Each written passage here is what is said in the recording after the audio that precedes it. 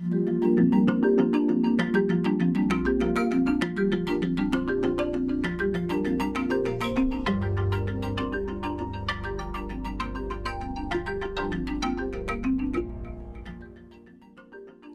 regardez Croissance Verte sur Medi 1 et merci de nous rester fidèles. La Côte d'Ivoire, riche en biodiversité côtière, fait face à une dégradation alarmante de ses mangroves essentielles à l'écosystème et aux communautés locales. À Sassandra, une ville côtière du pays, une initiative de l'ONG Afrique Vert Environnement, soutenue par la FAO, Organisation des Nations Unies pour l'alimentation et l'agriculture, vise à restaurer ces précieuses forêts côtières en mobilisant les populations locales et en adoptant des approches durables. Notre reporter s'est rendu sur place pour observer les efforts de reboisement en cours. Son reportage à suivre dans quelques instants. Et pour mieux comprendre l'impact de cette initiative et l'importance de la préservation des mangroves sur notre continent, nous sommes avec Monsieur Djibi Gueye. Vous êtes juriste et expert en gestion des ressources naturelles, diplômé de l'Institut des sciences de l'environnement à l'Université Cheikh Anta Diop de Dakar. Monsieur Gueye, merci d'avoir accepté cette invitation. Je vous remercie. Et on se retrouve ici juste après notre reportage. Il est signé Noam Kati, Fatou Cissé et Moussa Ndir. Les mangroves jouent un rôle crucial dans la protection des côtes contre l'érosion, la régulation du climat et la préservation de la biodiversité marine. Cependant, la Côte d'Ivoire a perdu près de 50% de sa couverture de mangroves au cours des 30 dernières années, principalement en raison de l'urbanisation, de l'agriculture intensive et de l'exploitation du bois. À Sassandra, ville côtière située à environ 247 km d'Abidjan, ces écosystèmes abritent des espèces marines essentielles à la pêche artisanale, principale source de revenus pour des milliers de familles. Les besoins croissants en bois de chauffe et l'agriculture dans les zones adjacentes contribuent également à leur destruction. Ceux qui coupent les mangroves le font pour subvenir à leurs besoins. Voilà, ils le font pour pouvoir avoir des revenus qui leur permettront donc de pouvoir aux besoins de leur famille en termes de nourriture, école et autres. Donc à Sassandra, il faut dire que c'est 300 000 tonnes de poissons qui sont pêchés chaque année. Et tout ce poisson-là est conservé essentiellement au fumage de feux de bois. C'est ce qui provoque donc la surexploitation des mangroves dans la zone. On s'est rendu compte pendant la mise en œuvre du projet qu'il y avait aussi des clandestins qui coupaient le gros palétuvier pour faire du charbon.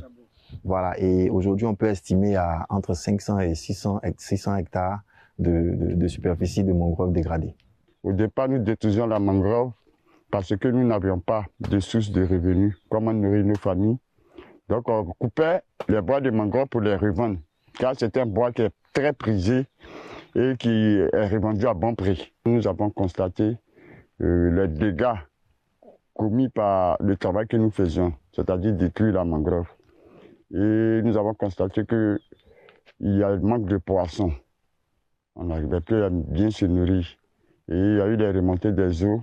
L'initiative Pêche côtière en Afrique de l'Ouest de la FAO, en appui à l'État de Côte d'Ivoire, contribue à la gestion durable des écosystèmes de mangroves en restaurant les sites dégradés et en préservant les écosystèmes encore sains.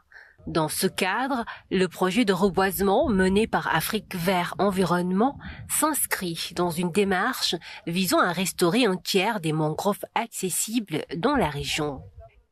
Les communautés locales, notamment les villages de Niani, d'Agbego, d'Abeda et Brodje, participent activement aux activités de reboisement. Cette restauration des mangroves permettra d'améliorer les stocks halieutiques et de renforcer la sécurité alimentaire. Nous avons été cooptés par la Convention d'Abidjan dans le cadre du projet Initiative Pêche côtière pour s'occuper de la composante restauration et réhabilitation des mangroves du complexe Sassandra d'Agbego. Et les critères qui étaient préconisés dans le choix des sites, c'était que ces sites-là soient dégradés totalement ou en partie et qu'ils ne soient pas sujets à polémique, c'est-à-dire qu'il ne faut pas qu'il y ait des populations qui revendiquent une certaine propriété autre. Donc sur cette base-là, on a sélectionné un certain nombre de sites qui étaient à proximité de certains villages comme celui de Brodje, là où on est en ce moment. Les premières activités ont commencé par des études qui ont permis de faire une étude diachronique de la répartition des mangroves.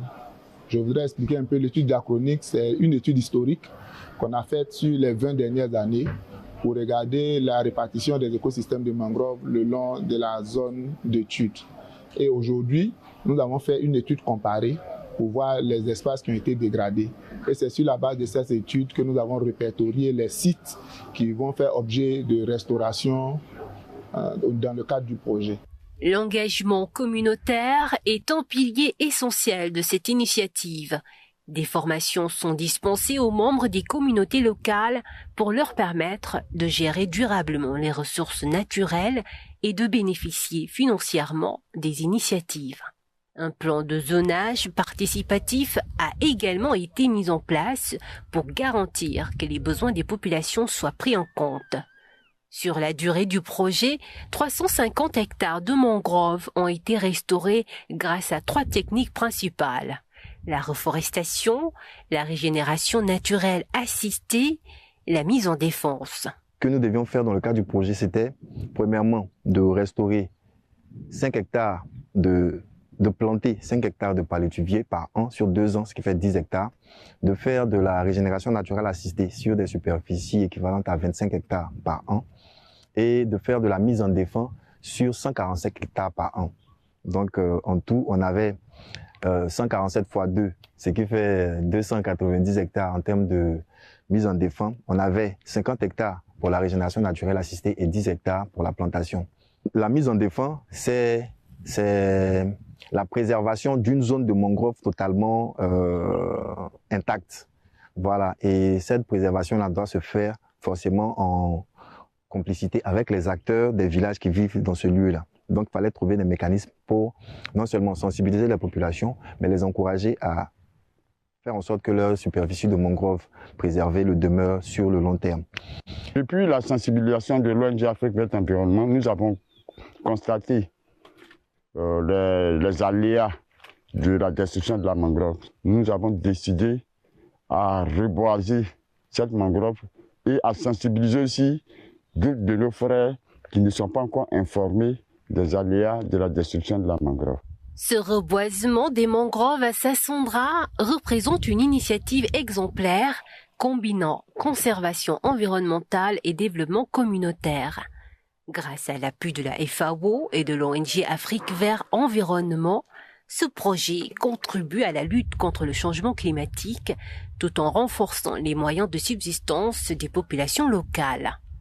Les résultats attendus incluent le rétablissement d'environ 3700 hectares de mangroves sur les 11 335 hectares disponibles, une intégration accrue des femmes dans les activités liées à la pêche et au reboisement et le renforcement de leur autonomie économique et sociale. La régénération naturelle assistée consiste à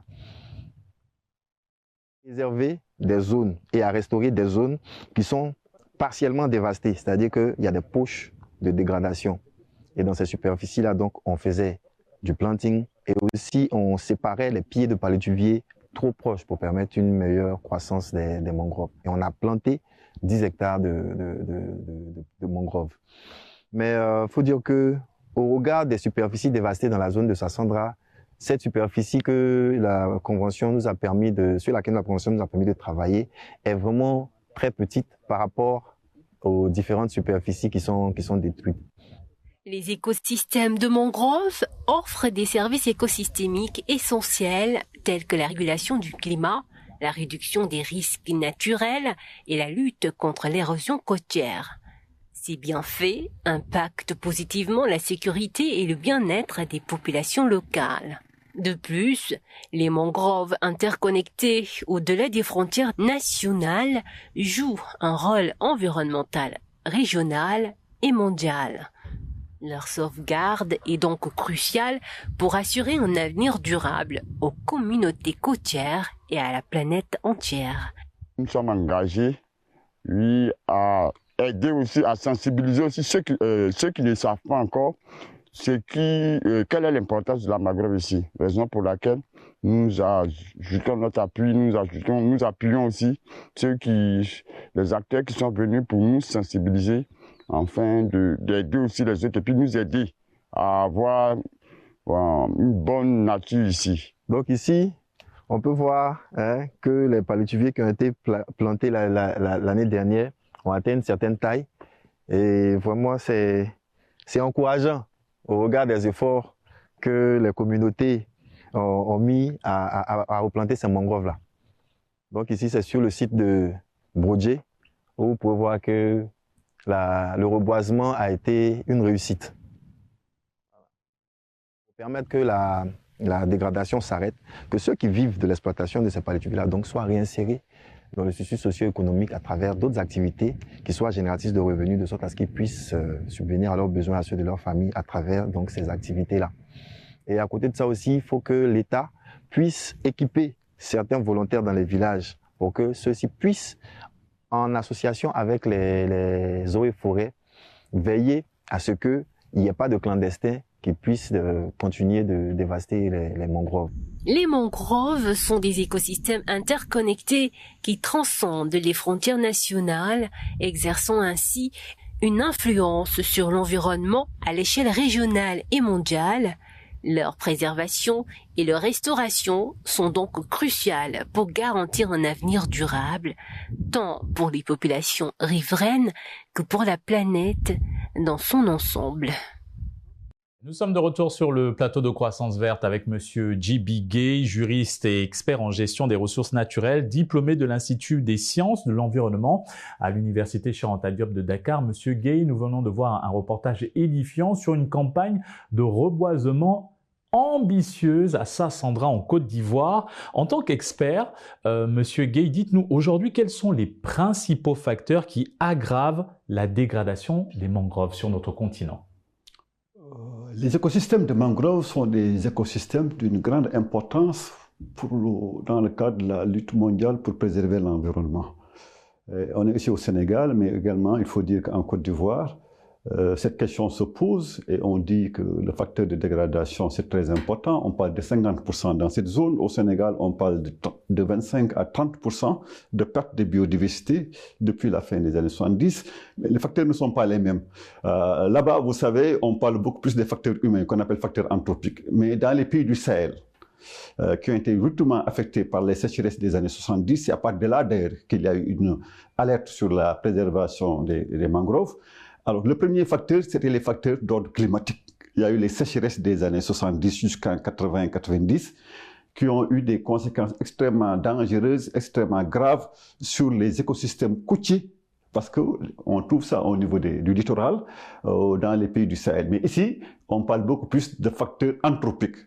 C'est comme ça, la surexploitation liée à l'accroissement de la pression démographique, le développement de l'urbanisation, l'exploitation irrationnelle de ces ressources à des fins agricoles, le développement de l'agriculture, la pêche irrationnelle, mais également l'utilisation du bois à des fins énergétiques dans le cadre des combustibles domestiques.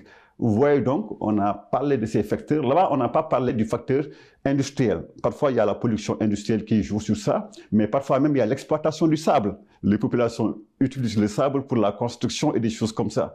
J'ai vu qu'on n'en a pas beaucoup parlé là-bas. C'est peut-être parce que c'est une zone qui n'est pas très développée. Donc, il y a l'ensemble de ces facteurs d'ordre naturel et d'ordre anthropique, donc liés à l'action de l'homme, qui ont constitué des facteurs de dégradation importante de la biodiversité en général, parce que la mangrove sont des forêts qui font partie de la biodiversité, ce sont des écosystèmes, mais en même temps, donc, il y a eu ces deux facteurs qui ont joué. Donc, je note qu'en Côte d'Ivoire, ce sont beaucoup plus les facteurs d'ordre anthropique, donc des facteurs humains qui sont à l'origine, qu'il faut distinguer des pays sahéliens qui ont plutôt également d'abord des facteurs naturels qui ont fait par exemple qu'au Sénégal, les gens ont perdu à cause des années de sécheresse 25% de la superficie qui faisait 185 000 hectares. Justement, en parlant de ces facteurs anthropiques, comment surmonter la résistance locale liée à l'utilisation des terres pour l'agriculture ou le bois de chauffe?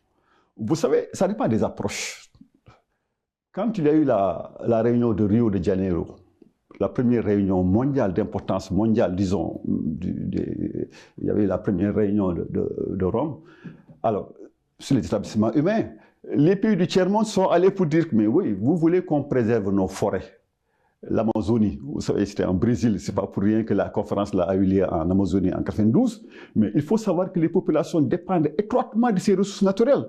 Comment vous, parce qu'il y a les risques de changement climatique, à l'époque on parlait de risques de changement climatique, ce n'est pas encore, il y avait des risques, comment voulez-vous qu'on dise aux populations de ne plus utiliser les ressources naturelles alors qu'ils dépendent étroitement pour leur survie de ça? Parce que vous savez, il y a la cueillette, il y a la chasse, il y a bien d'autres pratiques sur lesquelles. Alors, c'est pourquoi il y a eu l'idée du développement durable. On a dit qu'il faut repenser le développement, le modèle de développement. On parle ici de croissance verte, mais il faut une croissance verte, mais également, il faut tenir compte de la pauvreté. Le cercle vicieux, pauvreté, dégradation de l'environnement et accentuation de la dégradation. Et les pays sont allés pour dire, nous, on veut une convention sur la désertification, la dégradation des terres, lié au fait que les populations sont obligées de couper le bois, de vivre du bois pour vivre ça. Qu'est-ce qu'il faut alors? Il faut lutter contre la pauvreté. Il faut des mesures d'accompagnement tout en préservant la forêt, d'appuyer les populations pour les activités génératrices de revenus pour que ces populations exploitent moins de façon irrationnelle ces ressources naturelles-là. C'est ça le concept de développement durable qui permet de prendre en compte les besoins aussi bien écologiques au plan économique, mais également au plan social. En effet, il faut des alternatives viables et durables. Et en parlant de changement climatique, Monsieur Gueye, quel est le rôle des mangroves dans la régulation du climat, à la fois localement et mondialement? C'est un rôle extrêmement important. Vous savez que les mangroves sont des zones de reproduction de beaucoup d'espèces animales, végétales, de poissons, de crevettes et beaucoup d'autres choses comme ça, y compris même des insectes. C'est pourquoi c'est des zones extrêmement riches en biodiversité, ce qu'on appelle la diversité biologique, qui a fait l'objet d'une autre convention sur la biodiversité. On parle beaucoup de conventions sur les changements climatiques, mais il y avait également une deuxième convention, c'était une menace mondiale sur les forêts et sur la diversité des espèces. Alors, ce qu'il faut dire à ce niveau, c'est que ça permet de réguler le climat. Quand il y a beaucoup d'arbres, c'est une forêt intense, ça permet de réguler le climat, ça permet d'avoir un écosystème, ça permet également d'enrichir les espèces là-bas, mais c'est également, dans le cadre du changement climatique, c'est ce qu'on appelle des puits de séquestration de carbone. Comme vous le savez, le changement climatique est lié au fait qu'il y a un excès de pollution avec des gaz carboniques, mais il y a d'autres composantes de l'environnement qui absorbent le gaz carbonique, qui fait que... Alors, les pays du Nord disaient, bon, nous, on pollue beaucoup, mais vous, il faut préserver vos forêts, parce que vos forêts séquestrent le carbone, permettent de garder le carbone, et donc, tout ce qu'on fait, donc, vos forêts vont... Vous avez connu les forêts qu'il y a également. La Côte d'Ivoire est un pays extrêmement forestier, mais il y a également les pays de l'Afrique centrale, le Congo, tout ça, qui ont les poumons verts. Donc, il faut garder les poumons verts qui vont absorber cela. Vous connaissez le phénomène de la photosynthèse et d'autres choses comme ça. Quand on est dans une chambre, bon, parfois on touche, mais parfois il y a le gaz carbonique. Et le gaz carbonique fait partie également des gaz à effet de serre qui provoquent le réchauffement. Donc, c'est des puits de séquestration qui sont extrêmement importants dans le cadre de l'environnement mondial pour préserver donc la santé du climat. Et donc, c'est pourquoi les pays du Nord ont toujours posé les gens, il faut préserver vos forêts, on vous donne des financements, mais en même temps également, il faut prendre en compte la situation socio-économique des populations.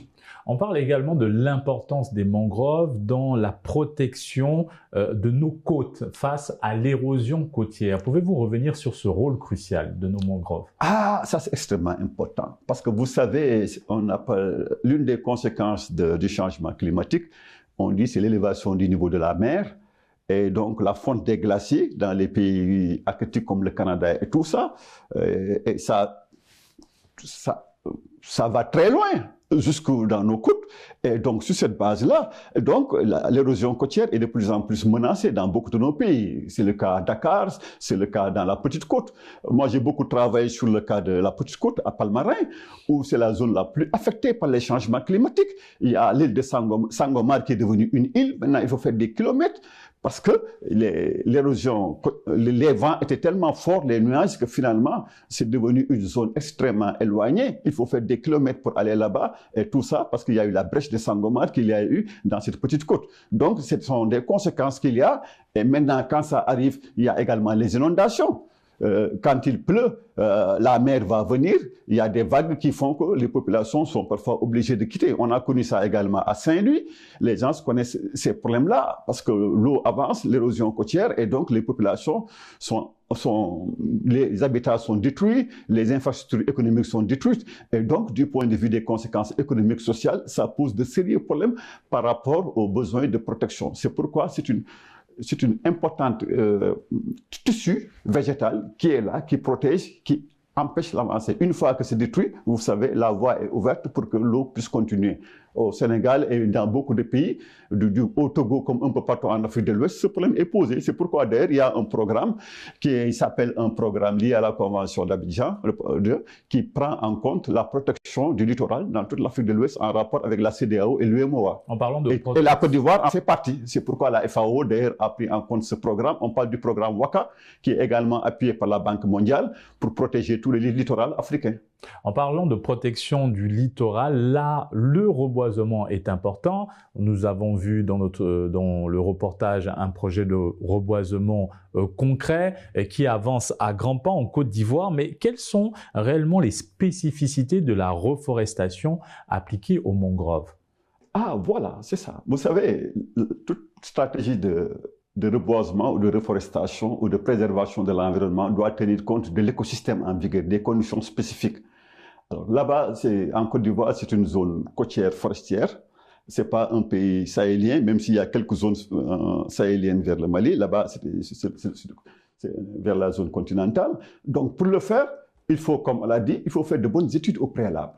Il faut faire de bonnes études. Il parle d'une étude diachronique, historique, mais également une étude comparée qui montre qu'un peu les conséquences ne sont pas les mêmes selon certaines zones. Parfois, la dégradation est plus avancée que dans d'autres, et dans d'autres, vous allez voir dans des zones, vous n'allez presque plus voir là-bas de palétuviers, parce que on les appelle les palétuviers, cet écosystème, parce que pour l'essentiel, ça a disparu. Bon, alors, vous avez vu des zones où vraiment vous ne voyez presque plus d'arbres. Maintenant, il faut reboiser, mais pour reboiser, il faut les bonnes techniques de reboisement. Vous savez, il y a plusieurs espèces de mangroves ou de palétuviers.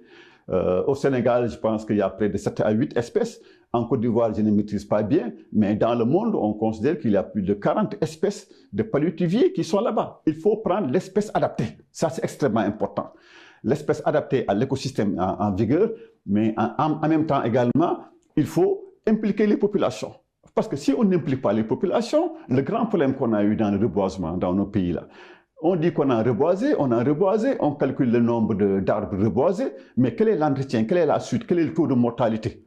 On a ce grand problème qu'il y a. On peut dire qu'on a planté 2 millions d'arbres, mais quel est le taux de réussite? Parfois, le taux de réussite est inférieur à 50%. Parce qu'il faut entretenir une espèce qu'on vient de planter. C'est le sérieux problème qu'il y a dans l'évaluation des stratégies de reboisement. Donc, il faut une bonne approche qui implique les populations et qui développe le partenariat entre les différents acteurs par rapport à cela. Et justement, sur ces stratégies de reboisement, quels sont les avantages de la régénération naturelle assistée des mangroves? La régénération naturelle, qu'est-ce que c'est? Voilà. Vous savez, la régénération naturelle, c'est des techniques qui ont existé dans l'Afrique traditionnelle. Il y a des arbres qui étaient adaptés au paysage agraire. Je donne l'exemple du cadre, l'acacia albida.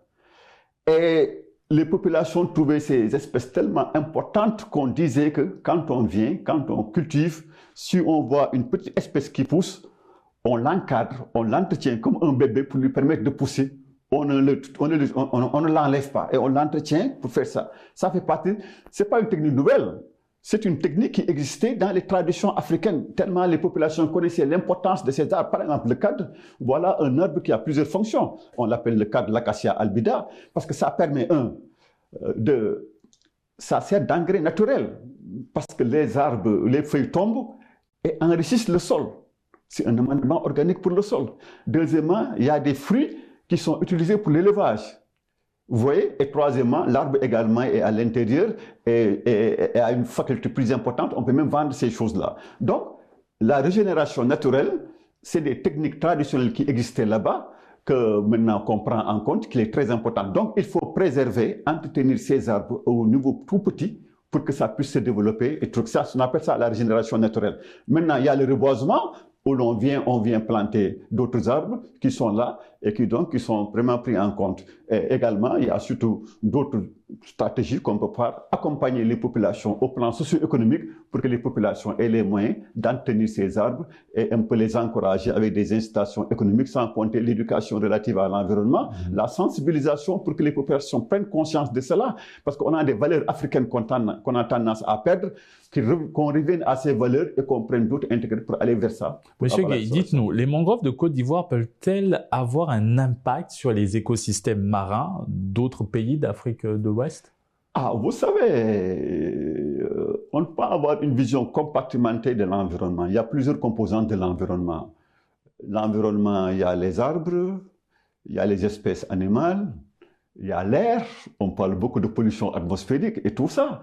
Et quand on préserve une zone, c'est pas pour rien qu'il y a un programme ouest-africain sur les littorales, parce qu'il y a une interconnexion entre les... Si une zone, c'est une zone de passage et que finalement l'eau ne va plus continuer, mais va venir intégrer à l'intérieur, ça veut dire que l'alimentation de la zone en aval va poser problème. Et il y a également comme puits de séquestration de carbone, ça permet de séquestrer le carbone et ça joue sur l'écosystème, sur les conditions climatiques. Donc, vous savez, la pluviométrie, c'est pas pour rien même qu'on a eu à un certain moment à provoquer des pluies artificielles parce qu'il n'y avait pas assez d'arbres. On reboise et regarde. Donc, le rapport est très lié. Il y a une interrelation entre les différentes zones. À l'intérieur d'un pays, même dans le monde, je vous ai parlé de la fonte des glaciers qui a eu dans des zones comme l'Arctique et qui ont des conséquences dans des pays, les zones côtières comme Abidjan, Togo, Lomé, Dakar jusqu'au Nigeria. Merci Monsieur Gueye pour cet éclairage. Encore merci d'avoir accepté de participer à cette émission.